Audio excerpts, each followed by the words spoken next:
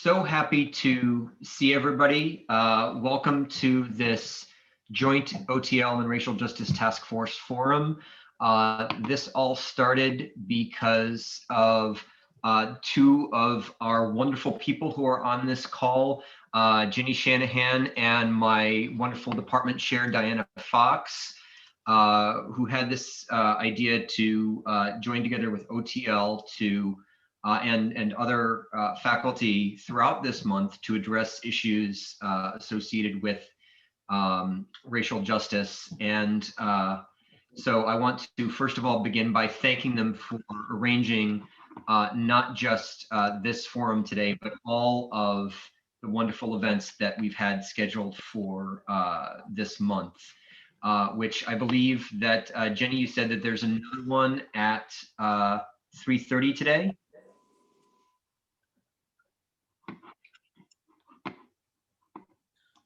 4 to 5 is the mental health. 4 to 5 is the mental health one, and then Jenny, I believe that there's also an African American Studies event today at 3:30. You are muted, Jenny. Sorry, that's next week. Oh, this is next week. Ah, okay. Thank you so very much. You know what? It was competing with what was going to be part 2 of this. So that's what it is. That's where I got confused. Yeah. So part next 2 has now been rescheduled for the 22nd. March 22nd, we'll do part 2 of this. Excellent. 1 month from today. All right. I think that the sequel will probably be even better than the original. It will be the Empire Strikes Back of Racial Justice Task Forum and OTL events. So it'll be wonderful to enjoy. So I already took a moment to thank the wonderful Jenny Shanahan and Diana Fox for all their hard work in organizing these events this month. I'd also like to take a moment to thank all of you for being here and your commitment to teaching and learning and racial justice here at BSU. Now, the focus of today's panel, which is really about anti-racism and decoloniality in the classroom and in pedagogy. A lot of this was the brainchild of my department chair, Diana Fox, who had talked about the idea of anti-racist and decolonial skill sets in the classroom and how this is something that needs to be broadly applied across the entire curriculum and needs to be embraced by both faculty and students across the curriculum. And something that I was really hoping to do here and that I wanted to focus this around was in response to the Amplify report. The Amplify event was an event that took place in August of last year, August 4th of 2020, and really was a chance for students, Black and Indigenous people of color who are our students to share their concerns concerning life at BSU. This report was put together by Emily Field and Carolyn or Catherine Womack from philosophy. And I wanted today to focus specifically on those issues that were raised in the report, which are focused around curriculum and focused around the classroom. So in order to facilitate this event today, I put together a Padlet. So I'm going to be sharing the link to the Padlet in the chat now. And what we're going to be doing is using this Padlet to facilitate discussion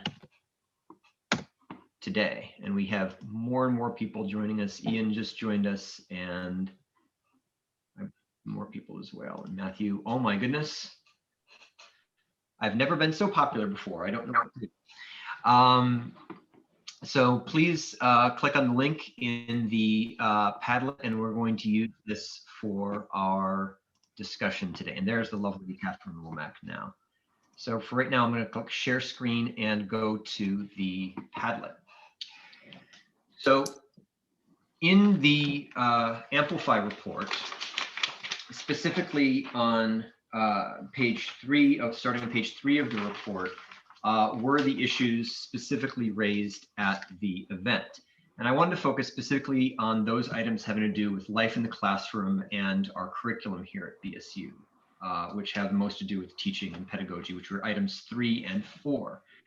And these had to do with microaggressions from professors in the classroom and the need for anti-racism and decoloniality in our curriculum. So I've broken this down here into 5 different sections. Question 3, I've broken down into 2. Question 4, I've also broken down into 2. And then I wanted to also solicit ideas for part 2 of our talk in March. And this is going to be led by and hosted by Allison Ferrante, Andres Montenegro Rosero, and Samuel Altavaro Serna. So the questions we have here, 3A is microaggressions from professors. So we can start with this one. We also have emotional labor and representation, the need for a more diverse and anti-racist curriculum, and tools for anti-racist decolonializing skill sets. So starting with number 3A, this is basically to share ideas on how to address microaggressions from professors. Certain issues raised in the Amplify report included professors mistaking BIPOC students for each other, suddenly using slang when talking to Black and Indigenous students of color, or having students of color having their concerns ignored by professors. Very often when issues were raised, and we've talked in different OTL and racial justice events before about having uncomfortable questions, uncomfortable discussions surrounding race in the classroom, and how students of color are often treated as unpaid teachers or tutors with regards to issues of race, and with professors relying on them for this. So what I think I would like to do, because there's so many of us, is I think I'd like to break out into reach into breakout groups. We'll do 5 breakout groups for our 5 issues here, and we can then report back on our solutions, and again continue to post to the Padlet as we see fit. So let us create those now. Okay. Let's see. Unfortunately, I do not have the setup. I can click on breakout rooms here. Oh, if you wouldn't mind, yes. I think Sure. because Lori, you technically set this up, and I'm co-hosting, so I don't think I have breakout room. Right. Okay. So I click on it, and people are just going to get put in there to the different rooms, right? I think that's the easier thing to do, just to ensure that we have people in each rooms, and we would just have them be like 3A, 3B, 4A, 4B, and then questions regarding part 2. So it's Okay. 5 breakout rooms. All right. Here goes. Catherine suggests to broadcast the issues. So maybe once we're in breakout groups, Michael, you can share them, or Jenny, whoever has access to each group. Lori and I will do that as soon as we possibly can. All right. So I'm going to hit create now, and they're going to be created, the breakout rooms. Okay. Okay. Here we go. Open all rooms. Remember when you were able to hop on. So what we're trying to do here is we're thinking of the principles that will help our decision making to make recommendations. So this isn't a list to send out to people to say, choose this, that, the other thing.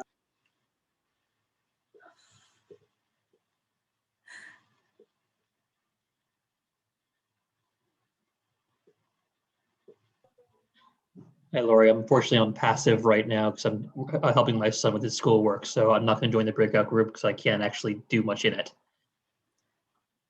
Okay, Michael. So I just have to leave this screen here, I guess, that shows that everybody's in the different breakout rooms. So Lori, I think you sent everybody to the same breakout room. What? Oh no, I said open all rooms. I'm sorry. I don't know. You know, I've never really done this with a big group of people. So Cindy, what do I have to do now? So here, we'll go to close all rooms. Okay, I'll do that. Oh, yeah, well, how come it said open all rooms then, if there was only one room that was going to open? Okay, that's my lack of technical Zoom expertise. You know, Lori, that was, I- that was. yeah. Sorry. I'm a bit of a Zoom breakout expert. If you want to delegate, if you give over your co-host title, make the Michael the sole host of the meeting, he will then have breakout room powers. Yes. Okay, I can do that. Where did you go, Michael? Here you are. All right, let's see. Okay, make host. Yep. There, okay. Okay, I'm the host now. Oh, now I can Sorry. do breakout room. I'm Yay! sorry about that. That's okay. And I'll do recreate. So we're doing a total of 5 breakout rooms. We'll do assign automatically. And I know there's going to be a way to name the rooms, but we'll just take breakout room 1 and then we'll go down the Padlet 1, 2, 3, 4, 5. All right, create, and I will click open all rooms, and I'll broadcast the themes to each room as well.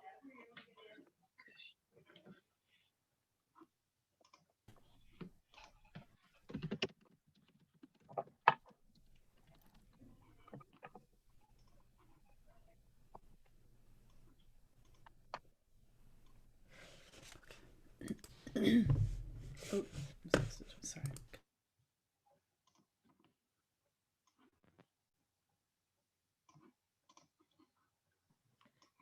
Mike, I'm actually here, but I'm being passive because I'm helping my son with his work. So I'm not going to actually join the breakout group. That's quite all right. So breakout room 1 is microaggressions from professors. And then breakout room 2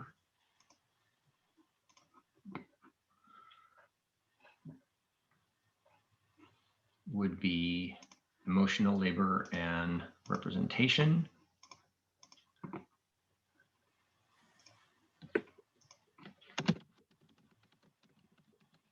Is everyone already in those rooms, Michael, right now? I believe so. Josh is the only one who's not in the rooms, but he's pulling double duty, which we all are. You know, I read these Zoom instructions for these breakout rooms, and I don't remember anything like so specific as, you know, like, I don't know. I thought I knew how to do this. They make it seem pretty easy in the videos, but.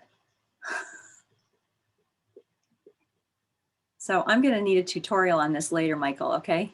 I will do what I can. Do this. Oh, here comes somebody. Here comes Andres. I think Andres is jumping in and out. I think this is the. Oh, okay. I think he Yeah, I said. thought he was here before.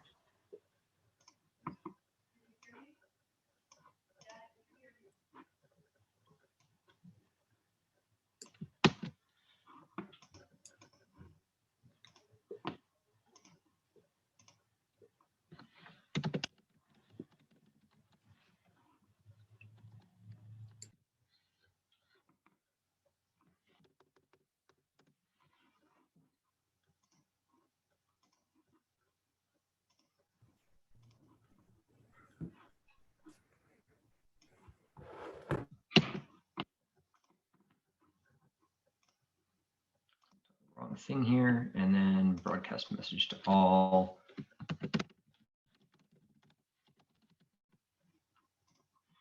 Okay, so I've broadcasted to all the forums what the topics are.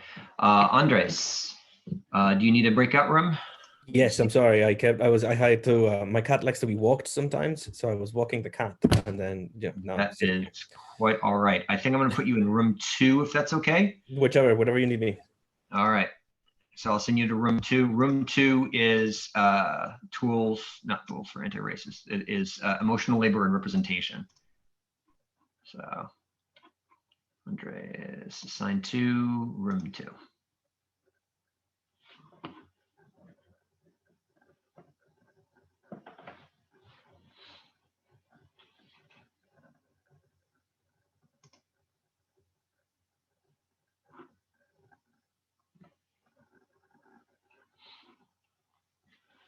So I think, Lori, the issue right now is we are currently still recording, but I believe we're only recording the main room.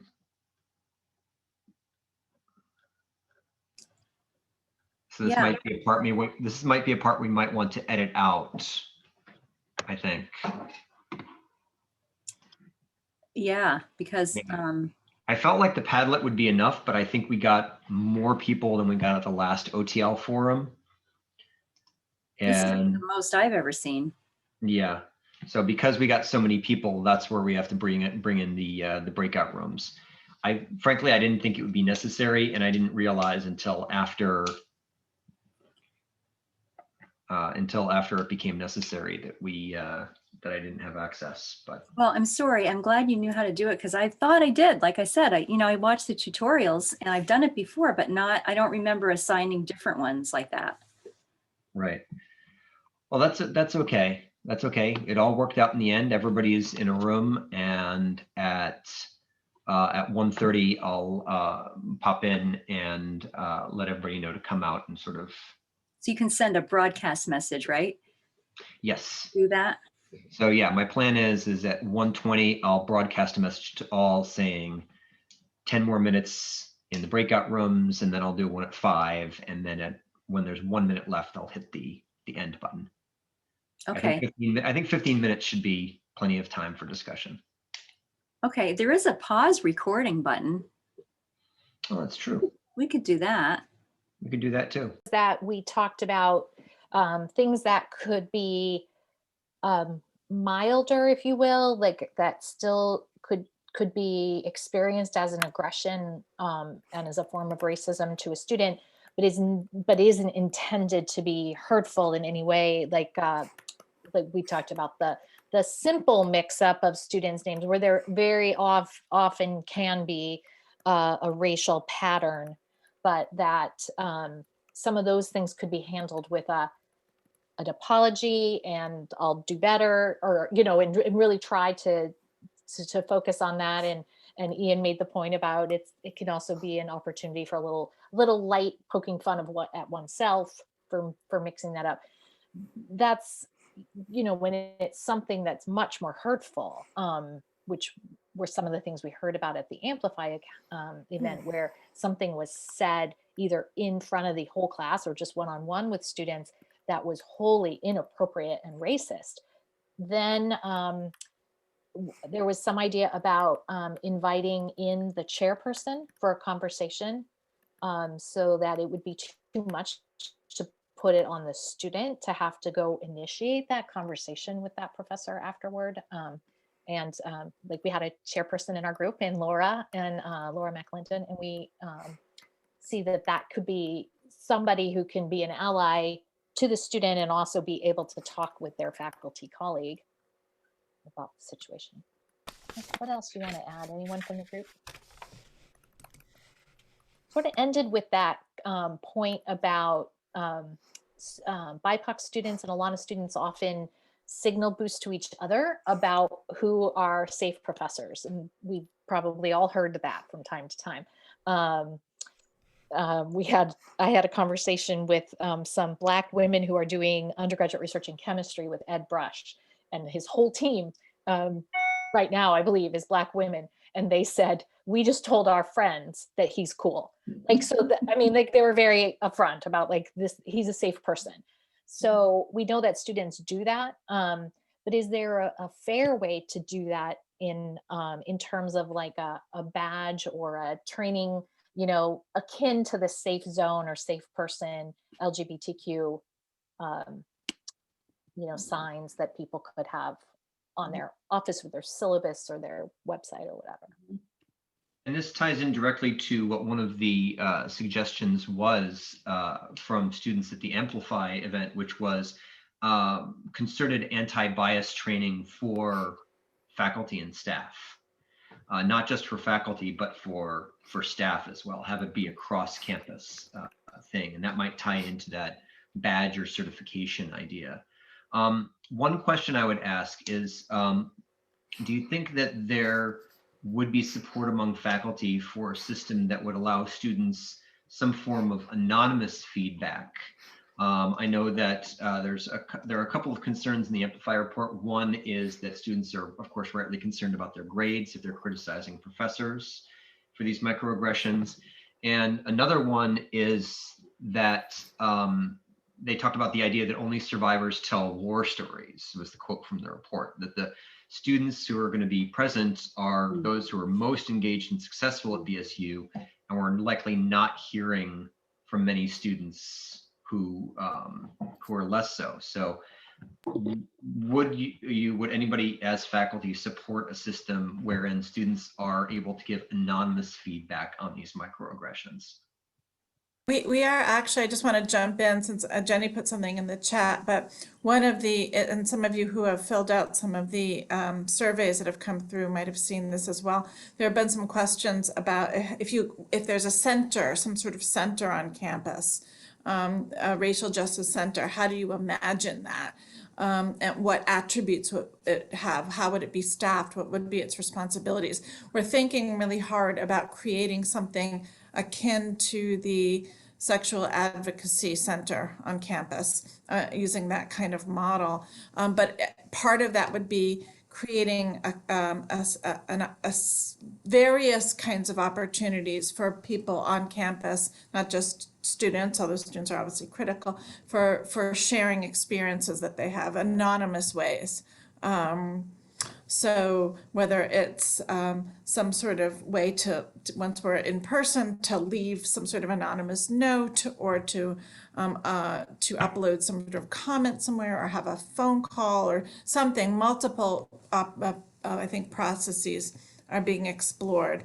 But this is seen to be something that's really, really important to do. Absolutely, Diana. Does anybody else from breakout room 1 want to add anything before we move on to question 3B about emotional labor and representation?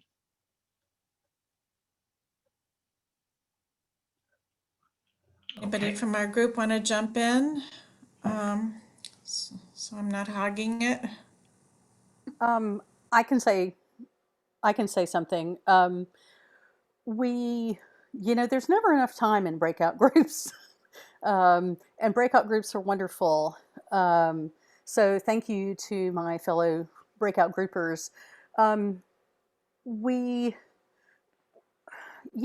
had questions and comments about how we as teachers can and should try to engage with our diverse group of students in the class to find out more about them.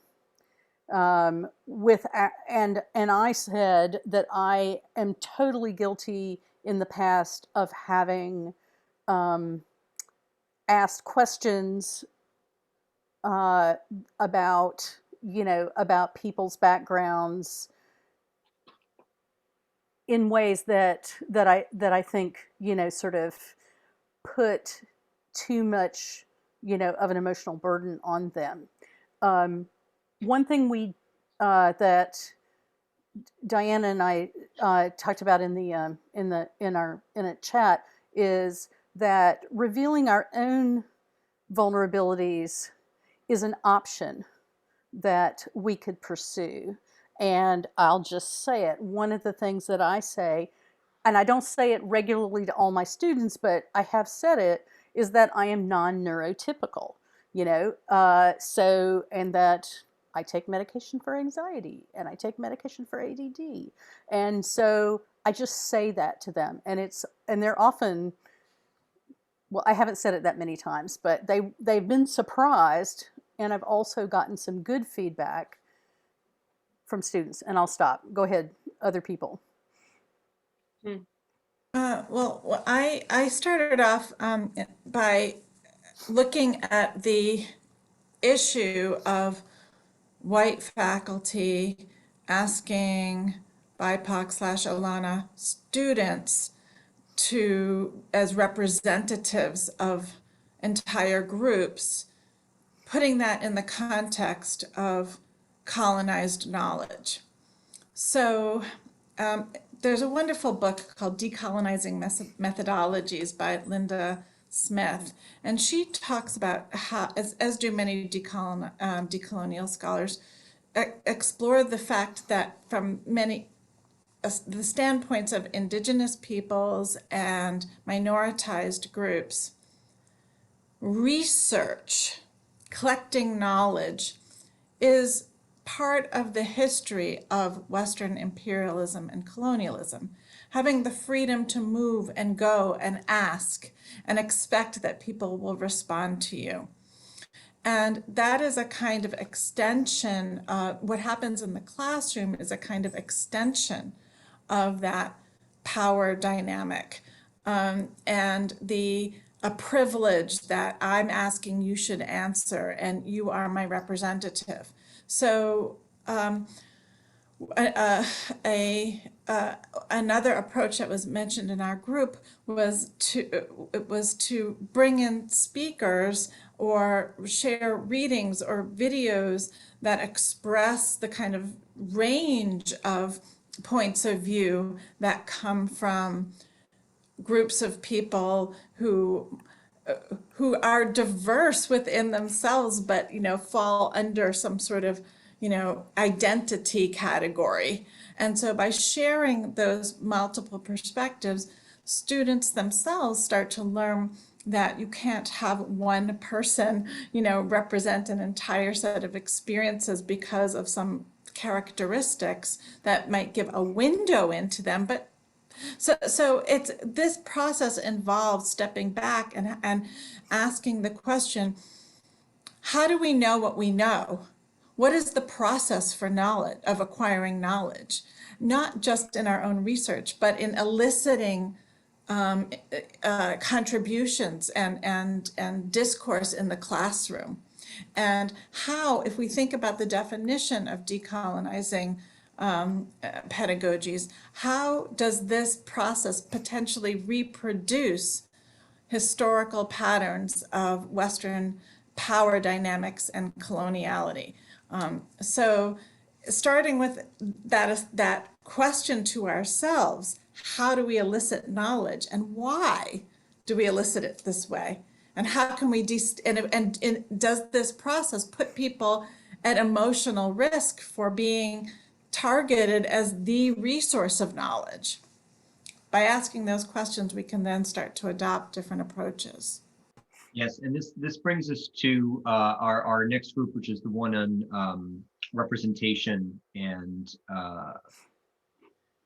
which is the question. I did put a link to the Amazon account for Linda Smith's book, Decolonizing Methodologies. But regarding your idea about epistemology, Diana, that was actually one of the suggestions we had for one of the topics for part 2, is focus on epistemological understanding in the classroom vis-a-vis race and colonialism. I did want to open the floor for those from breakout room 2, which was on emotional labor and representation to present. Or was we just did. We're on number 3. Okay, so you were, because I thought you were in group 1 because you were talking about, okay, so we were just talking about that. Okay, is there anybody else from that group who would like, I'm sorry for the confusion. Sorry for the confusion, Diane. Would anyone else from breakout room 2 like to add anything?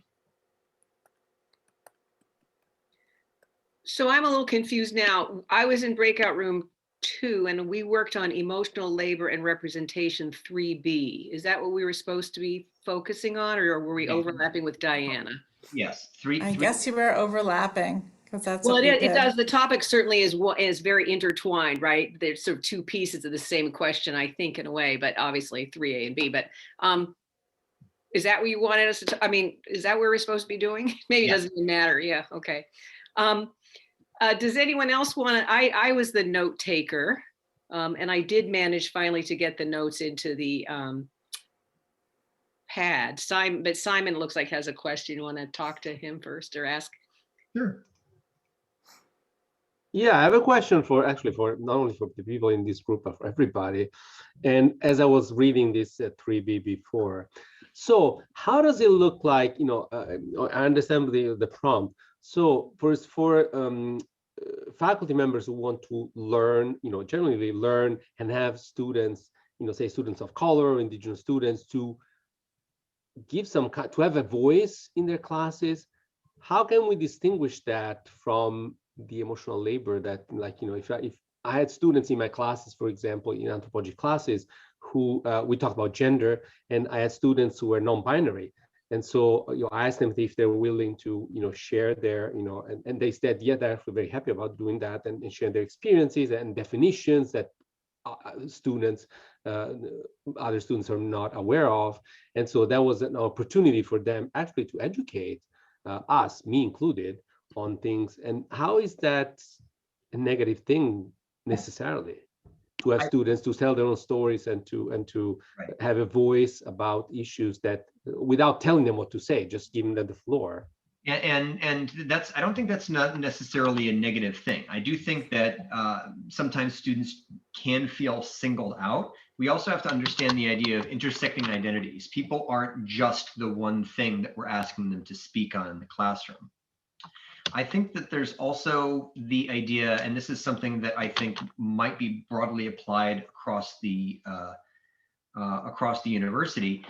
We need to consider the idea of putting aside funding for representatives, students who want to or are willing to speak in the classroom on issues of race and colonialism. People who can speak for their personal experiences can be involved in it, but can also be compensated for their contributions. So the idea of possibly setting aside funds for students to be able to make these contributions and actively want to do it, rather than feeling singled out in the classroom as a result of their background, even if it is allowing them to speak on it. A lot of students might feel, put on the spot, so to speak, to do so. But if we have a system in place for students to be able to volunteer for that ahead of time and also be compensated for that volunteering, whether through extra credit or some sort of financial compensation, that might be a very good idea.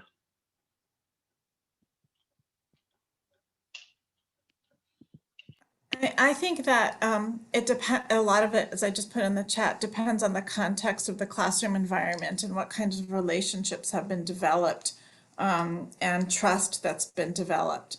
And if you get to a point in the classroom where there has been some trust developed and the classroom really does feel like a community space, then I think sharing has more potential than if you just sort of start off a topic and say, and ask individuals to be representatives or to talk about their experiences. Sometimes their experiences have been traumatic, and so we just have to be cognizant that this can be revisited, relived. So yeah, I think it can be a very valuable thing, and a lot of it depends on how it's done, and if that community feeling is already there and that trust is already there.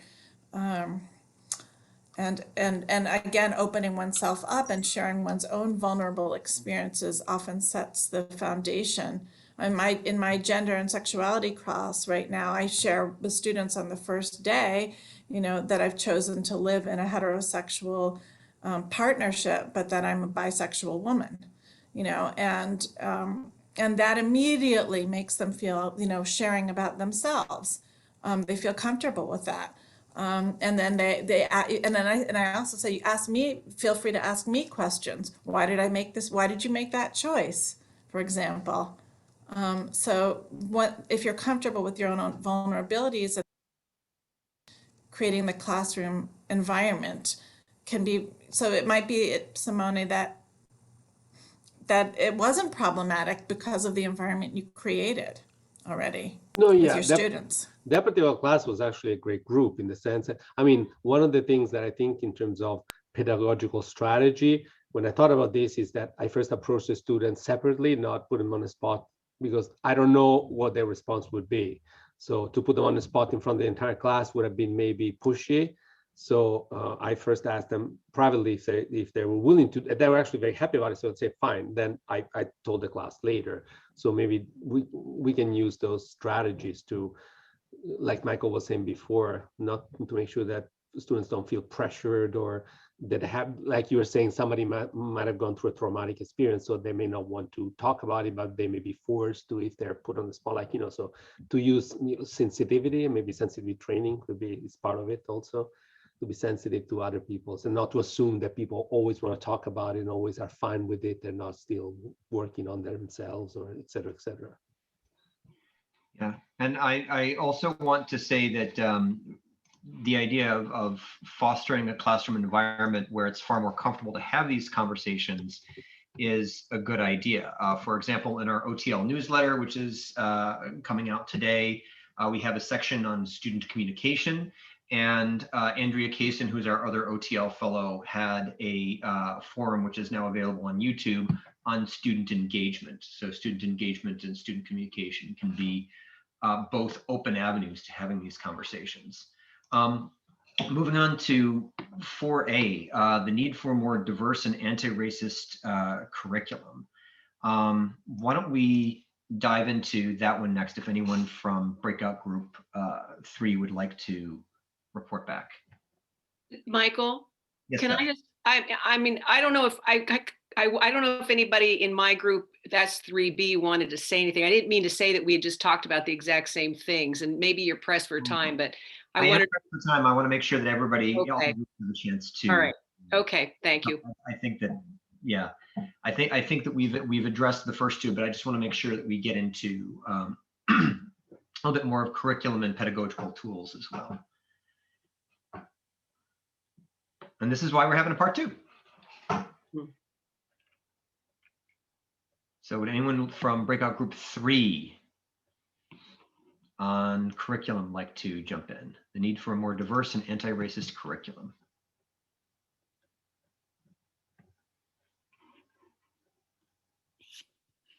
No one from breakout group 3. So just, oh, Laura, go ahead. Well, I was just going to say, it sounds like what happened is that group 3 actually did the second prompt. So I think no group actually discussed that third prompt. Okay. Well, just to open it up for conversation, then I think some of the things that we can consider is, do we want to, for example, push for an anti-racist and decolonializing aspect to the core curriculum?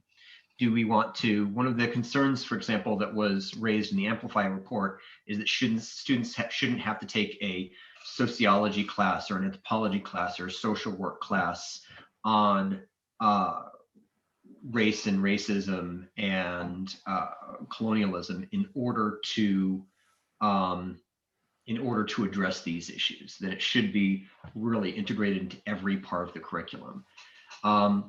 So I guess a couple of possible avenues for this, and I wanted to open up the floor for people who might be interested, are number 1, adding it to the core curriculum, either on its own or replacing the current multicultural component that they have, or the idea of expanding out to multiple departments, what anthropology did last semester, which is adding departmental learning goals that specifically focus on anti-racism and decoloniality. Well, Michael, I think that that's the sort of thing that, like, within a department, you know what's best for how you deliver content. So it's the sort of thing that if it were to happen would have to be, like, there can't be a one-size-fits-all prescription for something like this, because people don't know how other departments do stuff anyway, right? So it's like, whatever you guys did, you can be confident that it's going to work for you, whereas, another department might have to adapt in some other way entirely. Right, and I think that idea of having these departmental learning goals, these would be ones that would be fashioned by the department to fit that department's needs. But I think there's no situation or no department that exists in which there is no history within the discipline, or there is no history within people's individual lives of experiencing racism and settler colonialism. These are ongoing processes that are still happening in every field. And so the question is, because these are happening in every field, does every field need to address them in their own unique way in which they know how to address the issue?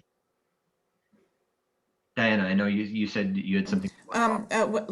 Catherine has her hand up, but really quickly, since we're doing this work on the Racial Justice Task Force in the committee that Jenny Shanahan and I co-chair, and I see Samuel and Lee's here on the call, are also on that committee. One of the things that we're learning, and Angelo too, hi Angelo, one of the things that we're learning is that through some of our interviews and surveys is that including the history of exclusion, whether it's by gender or sexuality or ethnicity or race, is not enough. That is something that can be incorporated with a little bit of research. But the main challenge is how do departments understand how to acquire? What is the epistemological challenge here? How can they reimagine their curriculum and how knowledge is acquired from and constructed from a decolonial standpoint? Really needs to have consultants or people within the discipline. You can add a section or weave throughout the curriculum people who have made inventions or who have that have been instrumental to our contemporary life, for example, or people who have written major works that have been excluded. And that's what Women's History Month and Black History Month and things are about, this adding and weaving in. But that is a very different kind of question than asking how knowledge changes when you incorporate different knowledge systems. And that's what the challenge is.